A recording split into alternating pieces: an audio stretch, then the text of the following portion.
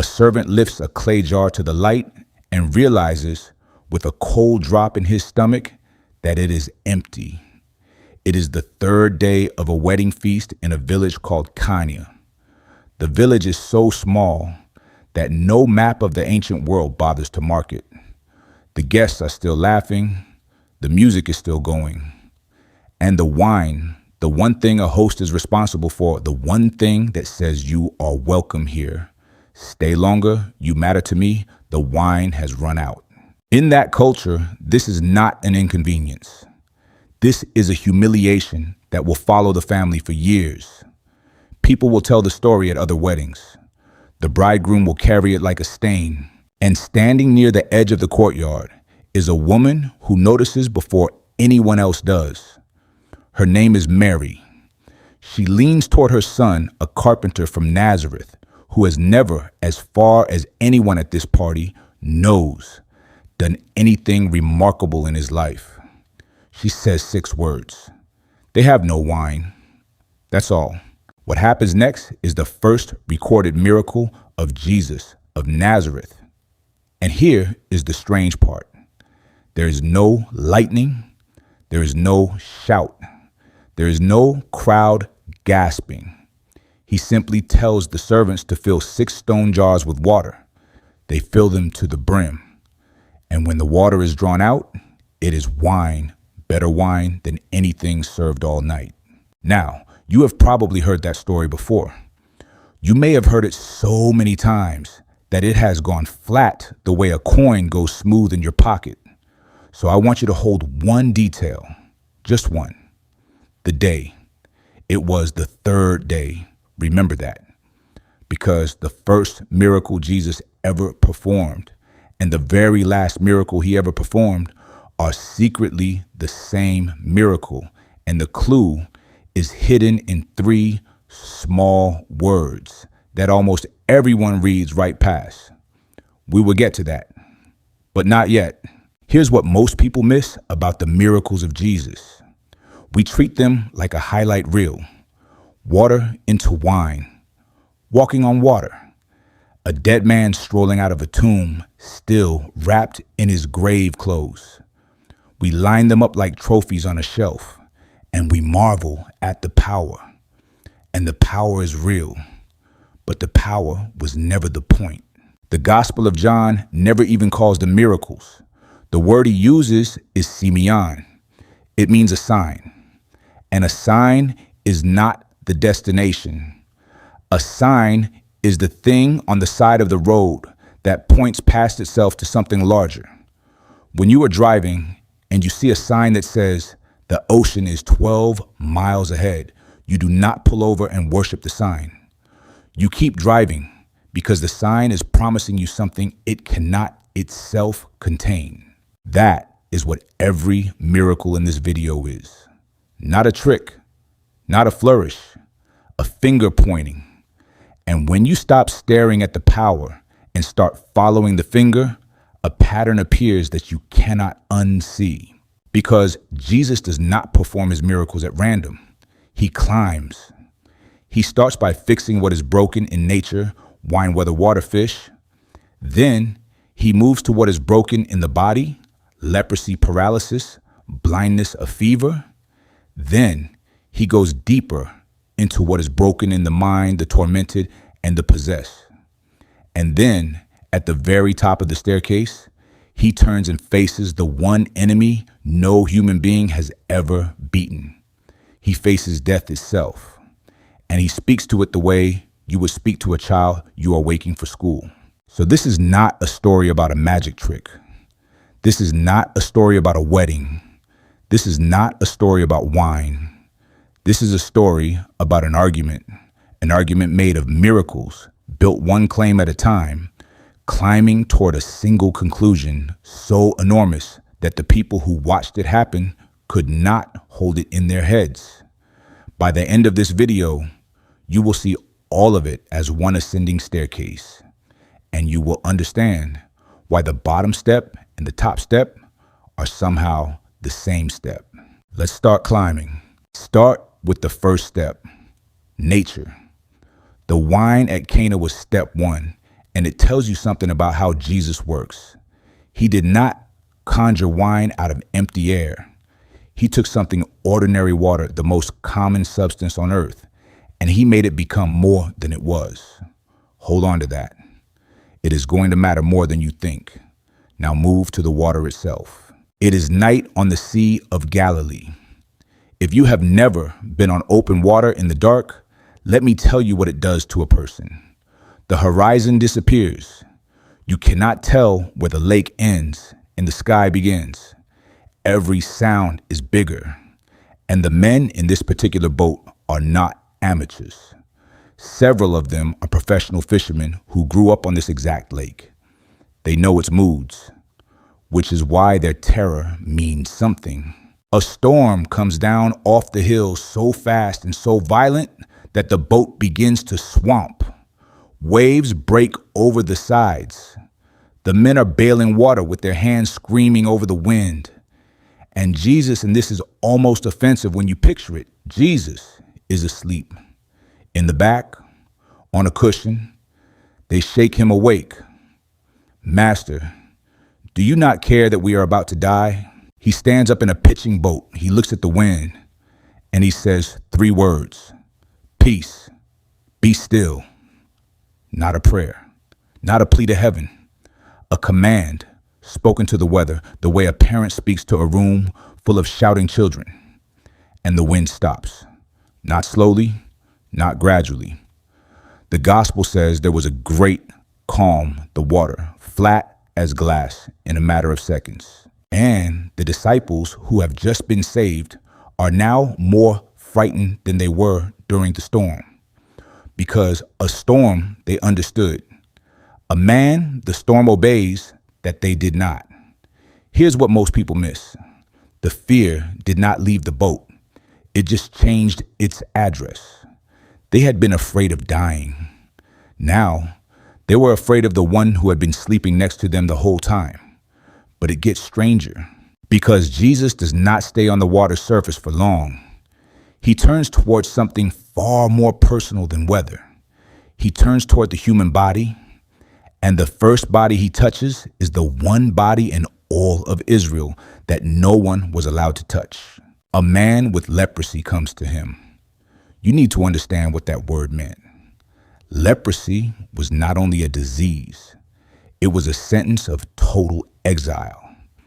The law required this man to live outside the town, to wear torn clothes, to cover his mouth, and to cry out one word wherever he walked so that healthy people could flee from him. The word was unclean, unclean. Imagine living years of your life as a walking alarm bell that warns the world to stay away from you. Imagine the last time someone touched you with affection being so long ago, you have started to forget what it felt like. This man kneels in front of Jesus and says something heartbreaking. He does not say, "Can you heal me?" He says, "If you are willing, you can make me clean." If you are willing. He has already decided the power is there. The only thing he is unsure of is whether he is worth it. And here, the Gospel of Mark uses a word in Greek that should stop you. It says, Jesus was moved with splanchnisomai. We translate it as compassion, but that word is too clean, too polite. Splanchnisomai comes from the word for your inner organs, your guts. It means a feeling so strong, it twists you in the middle. It is the feeling a mother gets in her stomach when her child is in pain. That is what moved through Jesus before he acted. And then he does the thing no rabbi, no priest, no sane person in that world would ever do. He reaches out his hand and he touches him. Stop and sit in that for a second. The healing is almost the smaller miracle.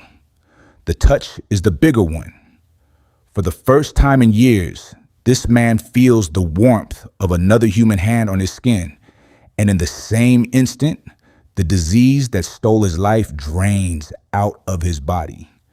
Jesus could have healed him with a word from across the street. He chose to heal him with a touch because Jesus was never only fixing the body. He was healing the loneliness wrapped around it. Now watch what happens next, because the stakes climb again.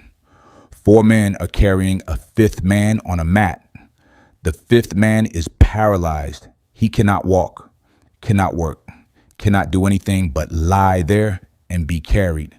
His friends have heard that Jesus is teaching in a house in Capernaum, and they are determined to get their friend in front of him.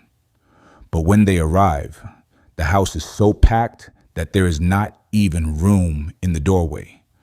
The crowd is a wall. So they do something audacious. They carry their friend up the outside stairs onto the flat roof, and they start digging. They tear a hole through someone's roof through the mud and branches and clay until daylight breaks through above the heads of the crowd inside. And then, with ropes, they lower their paralyzed friend down through the ceiling dust and debris, raining onto the people below until the mat comes to rest right in front of Jesus. I love this moment because of what Jesus says. He looks up at 4 faces peering through a hole in a roof they just destroyed, and the first thing out of his mouth is not about the legs. He looks at the man on the mat and says, "Son, your sins are forgiven." The room goes cold because some of the religious scholars sitting there know exactly what that claim means. Only God can forgive sins. For a carpenter from Nazareth to say those words is to their ears blasphemy. And Jesus knows what they are thinking. So he asks them a question that is really a trap, which is easier to say your sins are forgiven or to say, get up and walk. Think about why that is clever. Anyone can claim to forgive sins because no one can see whether it worked. But telling a paralyzed man to walk, that you can check, that is either going to happen in front of everyone or it is not. And then he turns to the man on the mat. Get up, pick up your bed, go home. And the man stands. He stands on legs that have not held his weight in years. He rolls up the very mat his friends carried him in on, and he walks out through a crowd that splits in front of him like water. Jesus had proved the invisible claim by performing the visible one. He had said, in effect, you cannot see me forgive his soul, so I will let you watch me rebuild his body. The healing was the receipt for something far larger. 2 steps up the staircase and look at what has already happened. Jesus has shown he is master over nature. He has shown he is master over the body. And both times he was pointing past the miracle towards something the crowd was not ready to say out loud. But there were people in those crowds keeping records, and not all of them were friends. Before we climb higher, let me say one quick thing, because if you are still here, you are the kind of person this video was made for. We have climbed 2 steps so far, nature and the body, and we are about to climb into something much stranger and much darker. If this is landing for you, do me a small favor. Subscribe so the next person who needs to hear this actually finds it. And while you are down there, I want you to answer one question in the comments. Of every miracle so far, the wine, the storm, the man, no one would touch the friends who tore open a roof. Which one would you have most needed if you had been standing there that day? Tell me. I read them. Now, the staircase gets steeper. There is a woman in a crowd, and she has not been well in 12 years. The gospel describes her condition plainly, a flow of blood that would not stop. But the medical detail is not the cruelest part.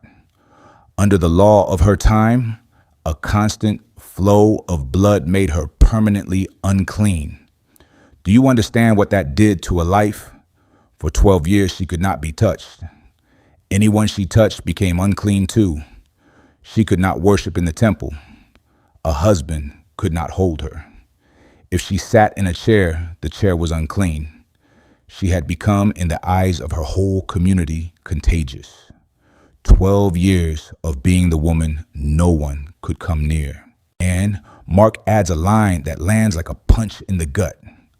She had spent everything she had on doctors, and she was not better. She was worse. Some of you know exactly what that sentence feels like. The bank account empty, the problem still there, and a quiet voice telling you that you have run out of options and out of time. She has heard about Jesus, and she makes a decision that is equal parts faith and desperation. She will not ask him. She will not make a scene. She will just get close enough to touch the edge of his robe and then disappear back into the crowd before anyone notices the unclean woman who dared to touch a holy man. So she pushes through the bodies.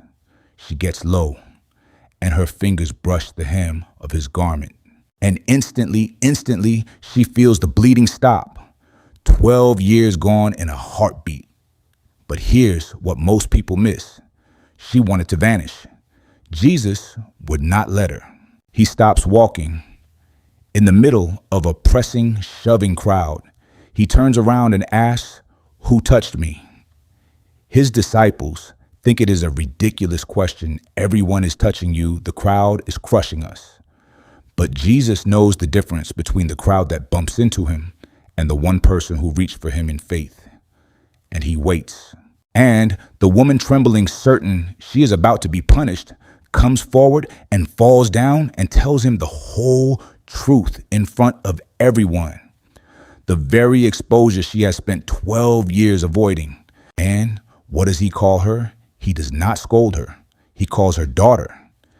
It is the only time in any of the Gospels that Jesus calls a woman by that name.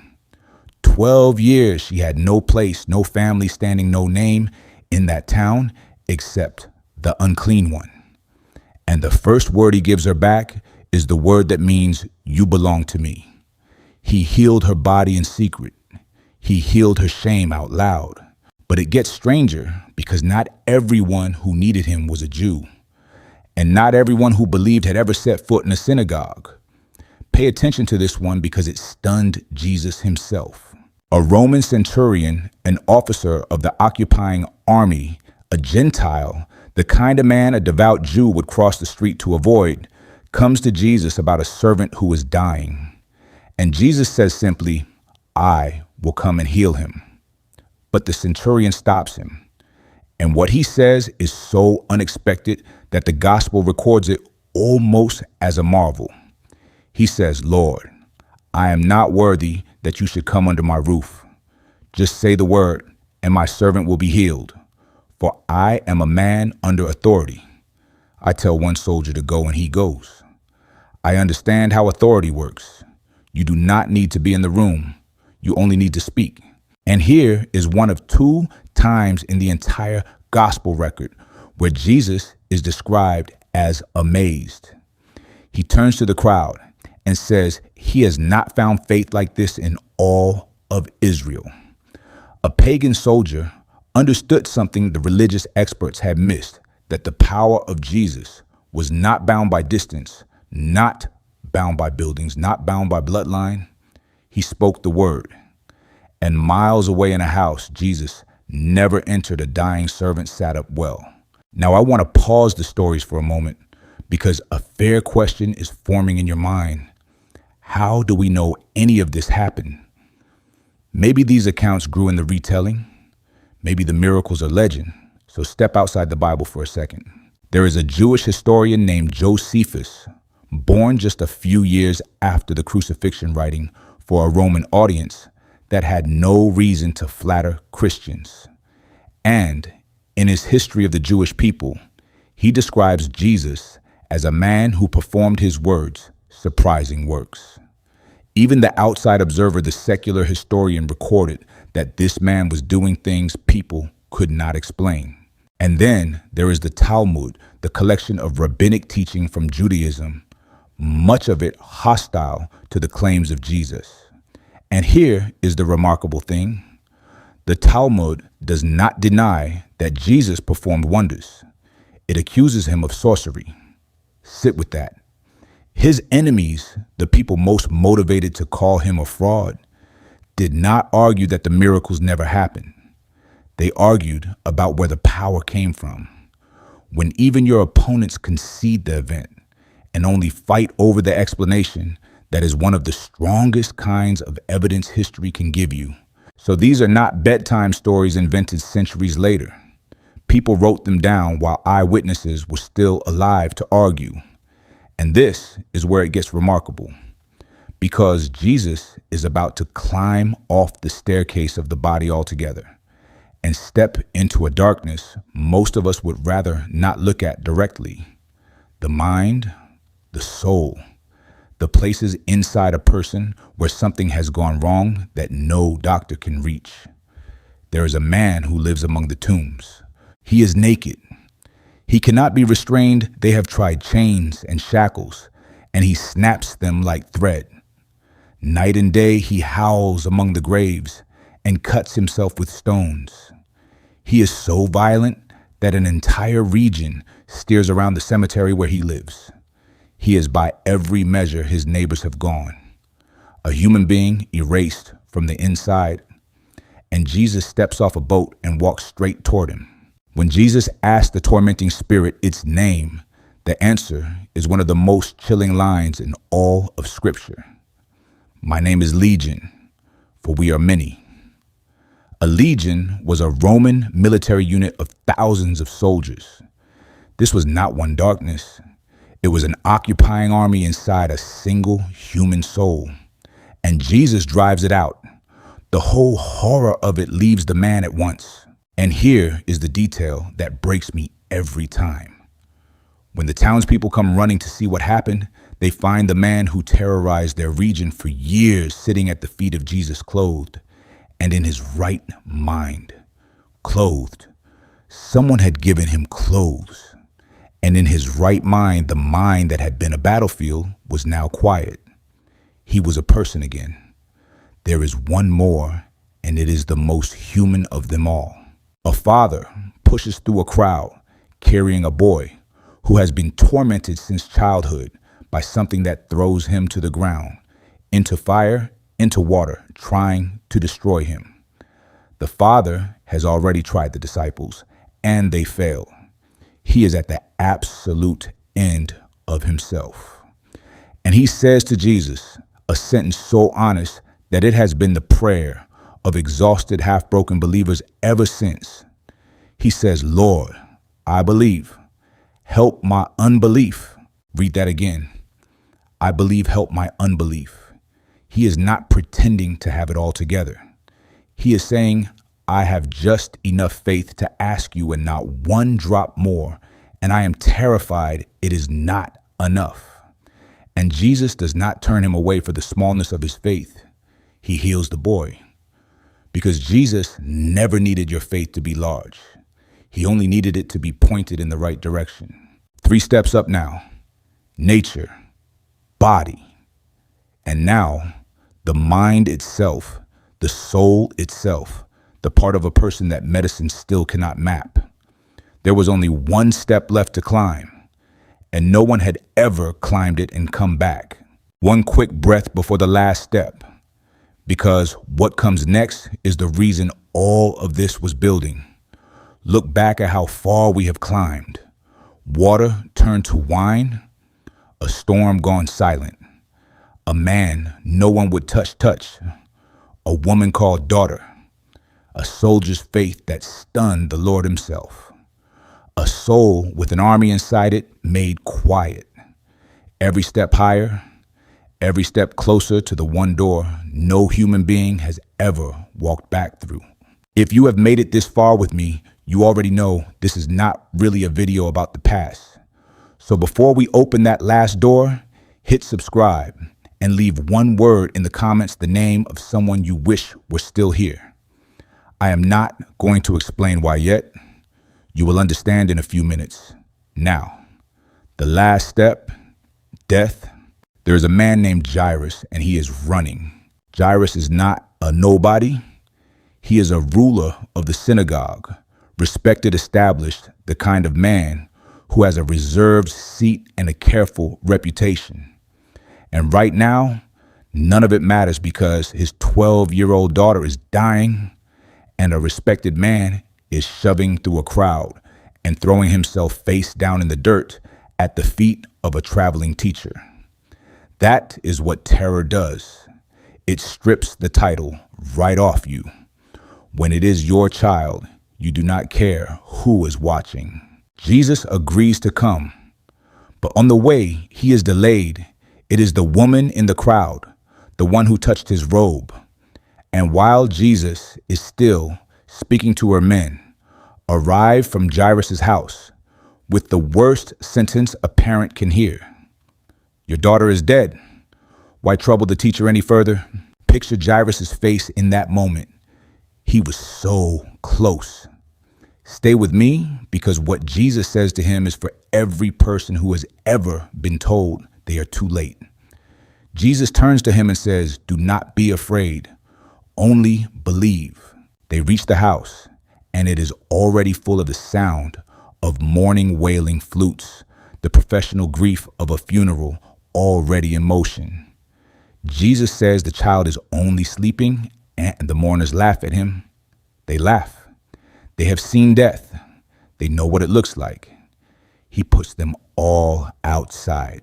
And then he takes the dead girl by the hand. Touching a corpse like touching a leper made you unclean. He does it anyway. And he speaks 2 words in Aramaic, the actual language he spoke preserved in the text like a fingerprint. Talitha koum. Little girl, get up, and her eyes open. The gospel says they were overcome with amazement. And then Jesus says the most tender thing. He tells them to get her something to eat. The Lord of life has just reached into death and pulled the child back out of it. And his next thought is that she is probably hungry. Power and tenderness in the same breath. That is who this is. But it gets stranger and it gets bigger, because a skeptic could still say, maybe she was not truly gone. So watch what happens at the gate of a town called Nain. Jesus is walking toward the town as a funeral procession is walking out of it. A young man has died, and the gospel gives you the one detail that makes it unbearable. He was the only son of his mother, and she was a widow. Sit in that arithmetic. She has already buried her husband. This boy was everything she had left her provider, her future, the only face in the world that still looked like the man she married. And now they are carrying him out of the city, and she is walking behind the only thing she had toward a hole in the ground. No one asked Jesus to do anything. No one had the faith to.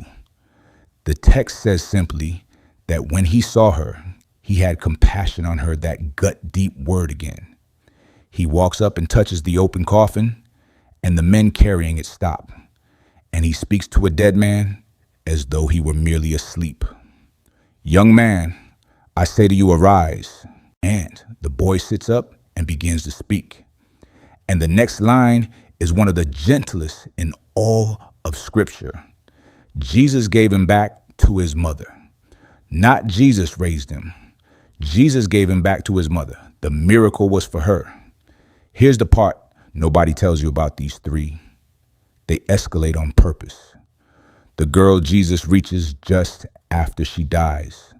The boy on the way to the grave. And the third had been dead 4 days. His name was Lazarus, and Jesus loved him. When the message came that Lazarus was sick, Jesus deliberately waited 2 more days before going. By the time he arrives, Lazarus has been sealed in a tomb for 4 days, and both of his sisters meet Jesus with the same broken sentence, the sentence of everyone who has prayed and watched the answer arrive too late.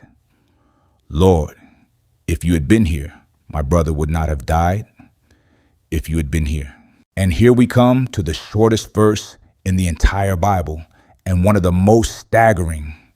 Standing outside the tomb of his friend, surrounded by people he loved who were drowning in grief, Jesus wept. Think about that. He knew. He knew that in about 90 seconds, Lazarus was going to walk out of that tomb alive. He knew the grief in that crowd was temporary, and he cried anyway, because he was not crying about the outcome. He was crying about the thing itself, about death, about the wrongness of it, about the way it tears people you love right out of your hands. God himself stood at a grave and grieved the way you have grieved. He did not stand back at a holy distance from your worst day. He stood in it and his face was wet. And now, the open loop. I told you at the very beginning to hold on to one detail. The day. The wedding at Cana was on the third day. Remember, I told you the first miracle and the last miracle was secretly the same miracle, and that the clue was hidden in 3 small words almost everyone reads past. Here are the 3 words. The third day.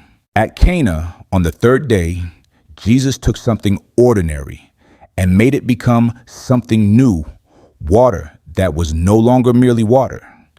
It was a small, quiet rehearsal, a wedding-sized preview of the real thing, because there is one more grave in this video, and it is his own. After they killed him, they sealed him in a tomb. And on the third day, those same 3 words, the women came in the dark and found the stone rolled away, and the words that split history in half. He is not here. He is risen.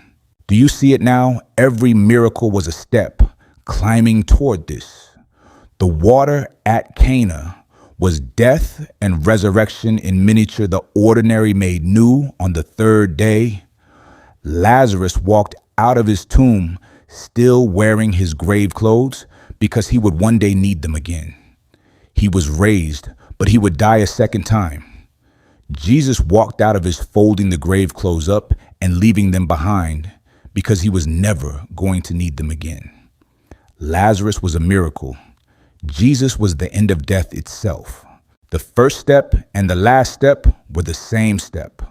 Water into wine, death into life, the ordinary made new on the third day. Now let me bring this off the page and into your actual life, because I promised you this was not a video about the past. At some point, maybe you already have.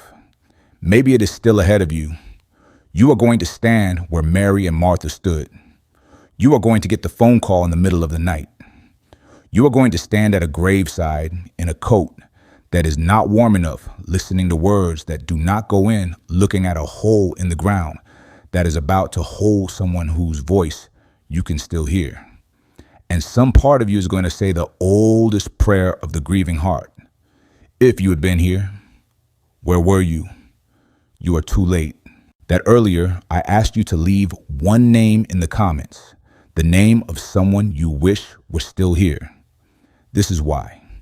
Because the whole argument of every miracle in this video, every single step of the staircase, was building to one promise, meant for the moment you are holding that name. The God who stood at his friend's tomb and wept is not a God who watches your grief from far away. He is a God who walked into death personally on purpose and walked back out so that the grave would not get the last word over the name you just typed. So let me leave you with 3 things to carry out of here. First, the miracles were never magic tricks. They were signs, sēmeion fingers pointing past themselves. Every one of them was an argument, and the argument was always the same, that the one doing them had authority over the very thing you fear most. Second, look at the staircase again and notice something personal. There is a step on it with your name on it. If your storm is fear, he is master of the wind. If it is your body, he touched the untouchable. If it is your mind, he silenced a legion. If it is shame, he called her daughter in front of everyone. Whatever your particular impossible thing is, there is a step on this staircase that was built for exactly it. And third, here is the one I most need you to hear. The last step of the staircase, the highest one, the one that cost him everything, that step has your name on it too.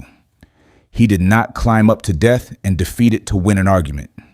He did it so that when you stand at that graveside in that thin coat, the story does not end at the hole in the ground. He climbed all the way to the top of the staircase, And then he reached his hand back down. For you, which miracle hit you the hardest? The wine, the storm, the woman he called daughter, the boy he gave back to his mother? Tell me below and tell me why. I read every one. And the next time someone tells you it is too late for them, too late for you, too late for the name you are still carrying, remember the 3 words. The third day. It was never too late. That was the whole point.